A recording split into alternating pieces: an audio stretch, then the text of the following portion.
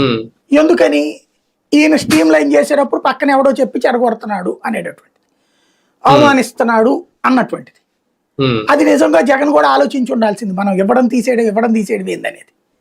ఉమ్, maybe ఇతనికి psychological గా hurt అయిన పాయింట్ ఒకటే, ఉమ్, ఆ ఇది మన విజయసాయి రెడ్డి అన్న వృద్ధుడైపోతున్నాడు కదా, అందుకని ఈ పని మన చెవిరెడ్డి చూస్తాడులే, ఇట్లాంటివి నచ్చలేదు ఆయనకి.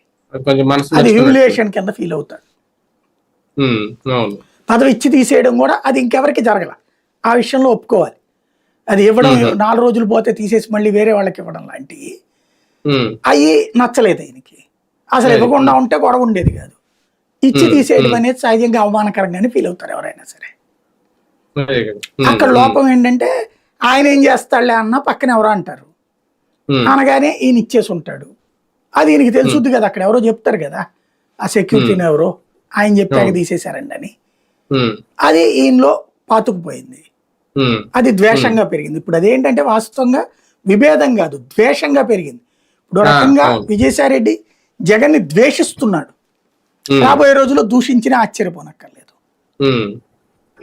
అదే టైంలో వైసీపీ కూడా అదే బాణీలు వెళ్తుందా సార్? జగన్ విజయసాయి రెడ్డి గారిని ద్వేషించడమే లక్ష్యంగా పెట్టుకుందా? బేసిక్ గా ఇప్పటిదాకా వైసీపీలో ఉన్నటువంటి క్యాడర్ ఏంటంటే విజయసాయి రెడ్డిని తమ రిప్రజెంటేటివ్ గా చూశారు.